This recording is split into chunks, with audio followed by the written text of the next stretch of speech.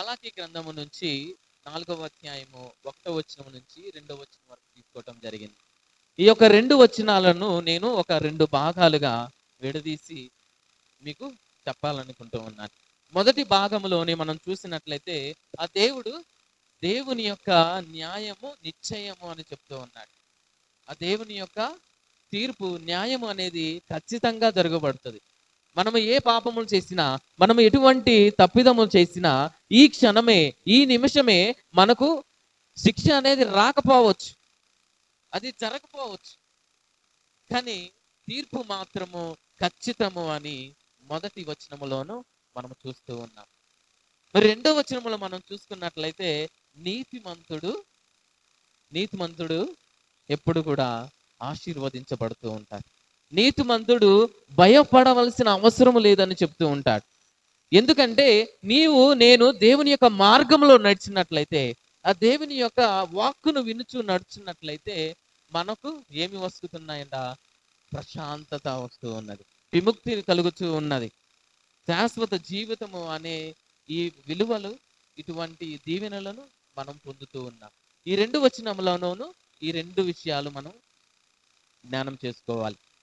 మొదటిది, మనం ఎటువంటి తప్పు చేసినా ఈ క్షణమే శిక్ష అనేది రాకపోవచ్చు, కానీ తీర్పు మాత్రము ఖచ్చితము అని చెప్తూ ఉన్నారు.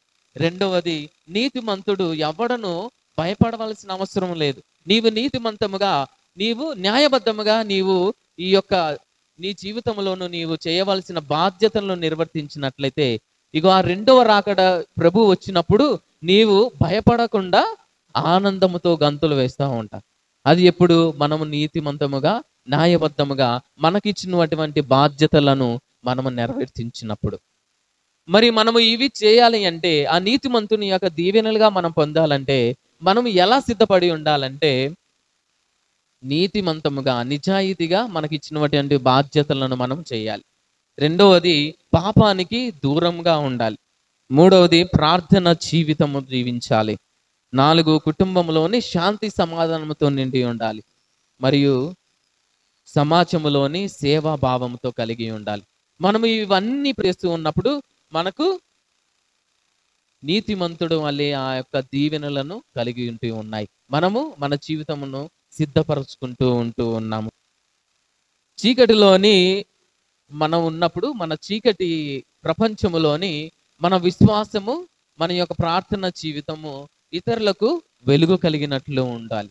అప్పుడు మనము మన జీవితంలోను మనం సిద్ధముగా, ఆ దేవుని యొక్క 2వ రాకడకు మనము సిద్ధముగా ఉంటామని మలాకీ గారు మనకు చెప్తూ ఉన్నారు. మరి సువిశేష పఠనంలోను మనం చూసుకున్నట్లయితే ఇక్కడ చాలా ముఖ్యమైనటువంటి అంశాలు మనము ధ్యానం చేసుకోవాలి. ప్రభు క్రీస్తు సువిశేష పఠనములోను మనకు చాలా జాగ్రత్తలు చెప్తూ ఉన్నాడు. ఎన్నో మాటలు, ఎన్నో విషయాలు చెప్తూ ఉన్నాడు ఈ సువిశేష పఠనంలో. మనం మొదటిగా చూసుకున్నట్లయితే లూకా సువార్త 21వ అధ్యాయము 5వ వచనములో మనం చూసుకున్నట్లయితే, కొందరు ప్రజలు, అక్కడ ఉన్నటువంటి ప్రజలు ఆలయం వంక చూసుకుంటూ ఈ యొక్క చక్కటమైన ఆలయమును చూసి మురిసిపోతూ ఉన్నాడు. కట్టినటువంటి రాతి కట్టలను చూసి చాలా ఆనందపడుతూ ఉన్నాడు. ఎంతగానో ఆనందపడుతూ ఇలా చెప్పుకుంటున్నాడు, చక్కని రాళ్లతోనూ దేవునికి అర్పించబడినటువంటి వస్తువులతోనూ ఎంత అందముగా శోభిల్లుచున్నదో చూడము అని చెప్పేసి చెప్తూ ఉన్నప్పుడు ప్రభు ఇలా చెప్తూ ఉన్నారు. ఏమని చెప్తున్నారు ప్రభు? అంతటా యేసు వారితో, ఈ కట్టడములను మీరు చూచుచున్నారు కదా, ఇచ్చట రాతిపై రాయి నిలువని కాలము వచ్చును. ఇదంతయో నాశనం అవుతుంది అని చెప్తూ ఉన్నారు. ప్రియ సహోదరి సహోదరులారా, ఈరోజు ఈ యొక్క వచనమును మన యొక్క జీవితంలో మనము ధ్యానం చేసుకోవాలి. ఈ లోకంలో చూసుకున్నట్లయితే ఇతర అందాల కోసమై మనం ప్రాగులాడపడుతూ ఉంటాం.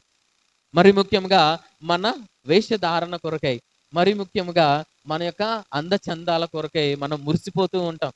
అబ్బో, నేను ఎంతటి అందవాడినో, నా అంత అందవాడే లేడు, నేనంతటి అందగత్తెనో, నేను కట్టిన బట్టలు ఇంకెవరో కట్టలేరు అని మన దేహము యొక్క అందము గురించి, ఈ లోకము యొక్క అందమును గురించి మనము ఆలోచిస్తూ జీవిస్తూ ఉన్నామే. కానీ దేవుడు ఈరోజు చెప్తూ ఉన్నాడు, ఆ అందము వ్యర్థము, ఇగో అంతిమ కాలం వచ్చినప్పుడు అది నాశనం అవుతుందని చెప్తూ ఉన్నారు.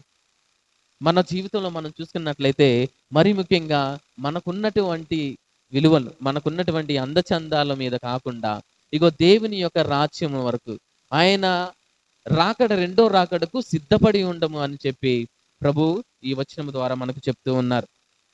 రెండోది చూసుకున్నట్లయితే 8వ వచనంలో మనం చూస్తూ ఉన్నాం, అందుకు ఆయన వాళ్ళని ఎవడో మోసం చేయకుండా ఉన్నట్లు చూసుకుంటూ ఉండండి, మోసపోకండి అని చెప్తూ ఉన్నాడు. ఇగో నా పేరిట ఎంతో మంది నేనే క్రీస్తును, నేనే బోధకుడును, ఇగో కాలం అంతమైపోతూ ఉన్నది, అందరూ హృదయ పరివర్తనం చెందండి, ఆలయంకి వచ్చి మీ బలులను, మీ సమర్పణలను స్వీకరించండి, అర్పించండి అని చెప్తూ ఉంటారు. వీరి వెంట వెళ్ళకము అని చెప్తూ ఉన్నారు. ఎంతో కరమైన మోసపోవద్దు అని చెప్తున్నారు. మరి ముఖ్యంగా ఇటువంటి వాక్కులు వినకండి అని చెప్తూ ఉన్నారు. ఈరోజు యేసు ప్రభు చాలా క్లుప్తంగా చెప్తూ ఉన్నాడు, మీరు మోసపోవద్దు, మోసమునకు గురి కావద్దు అని చెప్తూ ఉన్నాడు.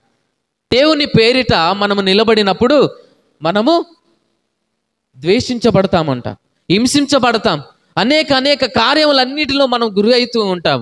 అయినా కానీ దేవుడు మీకు చెప్తూ ఉన్నాడు, నాకు నీకు చెప్తూ ఉన్నాడు. ఏమని చెప్తున్నాడంటే, ఇది మీకు సాక్ష్యముగా ఉండవలసిన సమయము అంటూ ఉన్నాడు. ఎన్ని బాధలు వచ్చినా కానీ, ఎంత ఇబ్బందులు వచ్చినా కానీ దేవుని పేరిట ఇగో నేను సాక్షిగా నిలబడుతున్నాను అని పలికినప్పుడు ప్రియులారా, మనకు ఆ దేవుని యొక్క దీవెనలు దండిగా మెండుగా కనిపిస్తూ ఉంటాయి. మనం సాక్షులుగా నిలబడినప్పుడు ఇగో చెప్తూ ఉన్నాడు, మీ యొక్క త్రల వెంట్రుక కూడా రాలిపోదు అని చెప్తూ ఉన్నాడు. మణిపూర్లోని ఎంత బాధ వచ్చినా కానీ, ఎన్ని ఆటంకములు చేసినా కానీ, వచ్చినా కానీ అక్కడ ఉన్నటువంటి ఫాదర్స్, సిస్టర్స్ ఏమాత్రము వెనకడుగేయలేదు. అయినప్పటికీ కూడా దేవుని యొక్క సువార్తను బోధించుటకు వారు చేస్తూనే ఉన్నారు. అందుకే ప్రభు చెప్తున్నారు, నా కార్యము పేరిట నేను మీతో ఉంటాను, ఇగో మీ త్రల వెంట్రుక కూడా రాలిపోదు అని చెప్తూ ఉన్నారు. ప్రియ సహోదరి సహోదరులారా, అంతేకాని మనం సాక్షిగా నిలవకుండా, ఏమీ చెయ్యకుండా, ఇగో యేసు ప్రభు సువిశేషంలోనే చెప్పారు, అంతిమ కాలము వస్తూ ఉన్నది, రెండవ రాకడ వస్తూ ఉన్నది, ఇగో రెండవ రాకడలోని భూకంపములు, మరి ఇతర కార్యములన్నీ జరగబోతూ ఉన్నాయి, ఇంకా నేను ప్రార్థన చేయాల్సిన అవసరం ఏమున్నది, పని చేయాల్సిన అవసరం ఏమున్నది అని చెప్పేసి మనము మనకున్నటువంటిది తినుచు త్రాగుచు ఉన్నట్లయితే, ఈరోజు ప్రభు చెప్తూ ఉన్నాడు, ఓరి అవివేకి, ఈ రాత్రి నీ యొక్క ప్రాణమును తీసుకొని పోయిన ఎడల నీవు కూడబెట్టినటువంటి ధనము అంతయు ఏమైపోవును అని హెచ్చరిస్తూ ఉన్నాడు. అదే విషయమును 2వ పట్టణములోను పునీత పౌలు గారు తెస్సలోనిక ప్రజలకు రాస్తూ ఉన్నారు, పని చెయ్యకపోతే నీవు అన్నము తినటానికి అనర్హుడవు అని చెబుతూ ఉన్నాడు.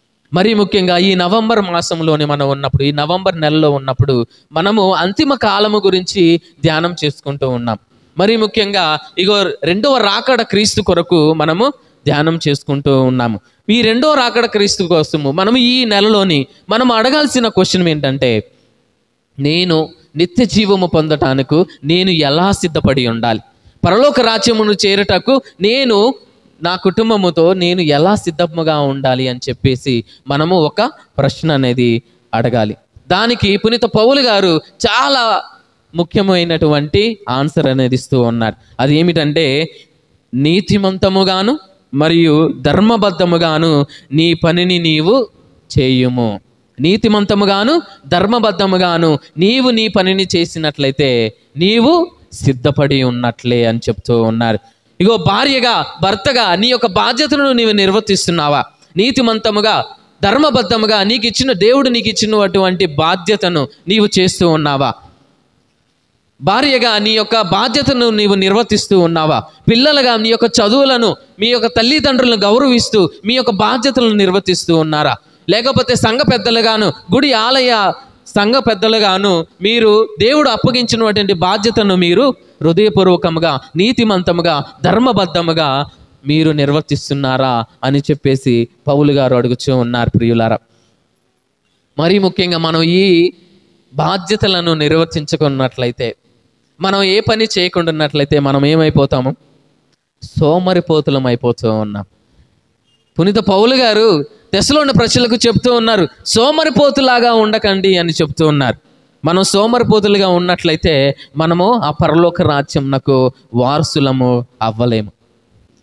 ఈరోజు ప్రభు నీకు నాకు ఒక గొప్ప సంపదను దాచిపెట్టి ఉన్నాడు. మనం ఎప్పుడైతే నిజాయితీతోని ధర్మబద్ధముగా మన యొక్క బాధ్యతను మనం నిర్వర్తించినట్లయితే ఇక గొప్ప బహుమానము ఈరోజు మనకు ఇస్తూ ఉన్నాడు. నిత్య జీవము అనే ఒక గొప్ప బహుమానము మనకు ఇస్తూ ఉన్నారు ప్రియ సహోదరి సహోదరులారా.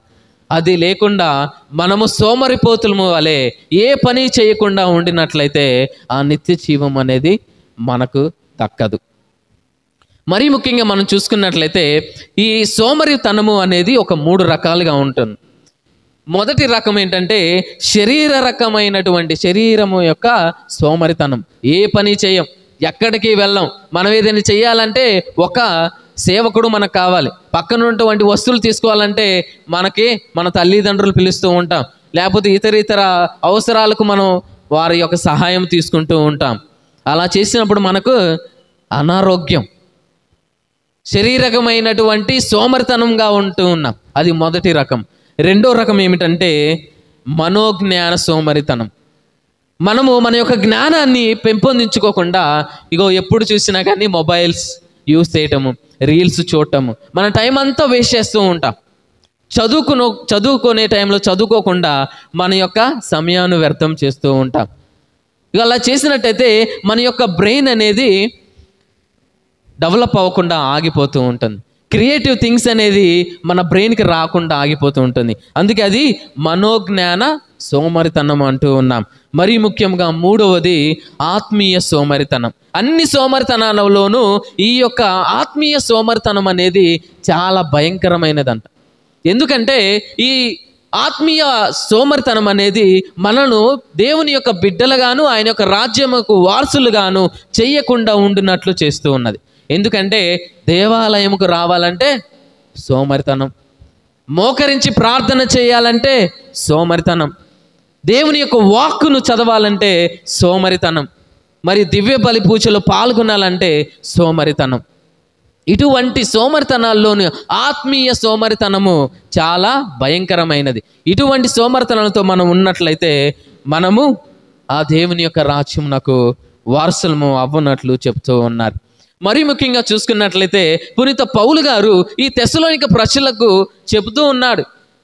1 తెస్సలోనికన్స్ 2 తెస్సలోనిక ప్రజలకు మనం ఈ 2 లేఖలు చూసుకున్నట్లయితే పౌలు గారు ఒక గొప్ప సందేశంను వీరికి ఇస్తున్నారు. ఏమిటంటే 2వ రాకడ కొరకు బోధిస్తూ ఉన్నాడు.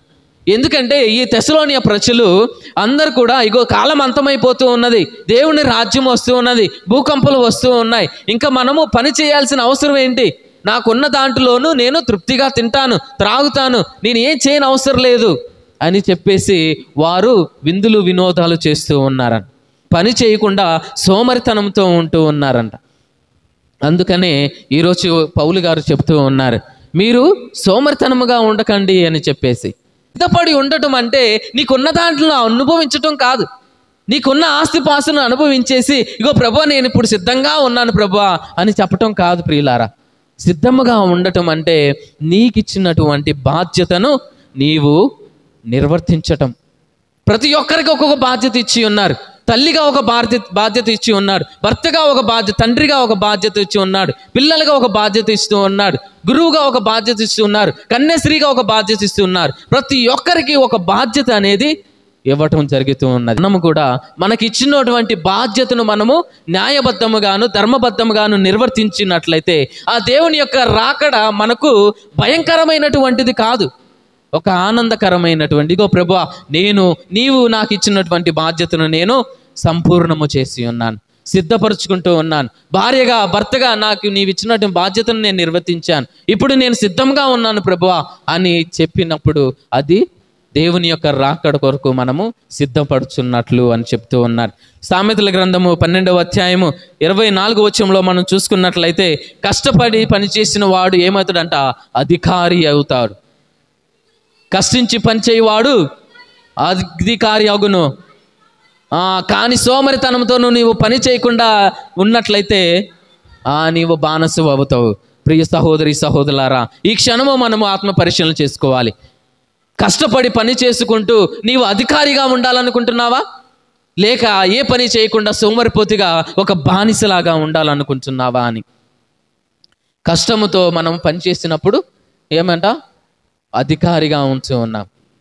సోమరితనంతో మనం ఉన్నప్పుడు ఒక బానిస వలె ఉంటూ ఉన్నాం. ప్రియ సహోదరి సహోదరులారా, ఈరోజు ఈ సువిశేష పట్టణాలు, ఈ పట్టణాలన్నీ కూడా మనకు చెప్పేది ఇదే, సిద్ధపడి ఉండము అని. నీకున్నటువంటి ఆస్తిని అమ్ముకొని సిద్ధంగా ఉండటము కాదు, నీకు ఇచ్చినటువంటి బాధ్యతను న్యాయబద్ధముగాను ధర్మబద్ధముగాను నిర్వర్తించుకుంటూ, ఇగో ప్రభువా, నైట్ పడుకునే ముందు ప్రభువా, ఈరోజు నీవు నాకు ఇచ్చినటువంటి బాధ్యతను నేను సంపూర్ణముగా చేసి ఉన్నాను, దానికి స్తోత్రము ప్రభువా అని ఆ దేవునికి మనము వందనాలు చెప్పుకుంటూ మనకి ఇచ్చినటువంటి బాధ్యతను మనము నిర్వర్తించాలి.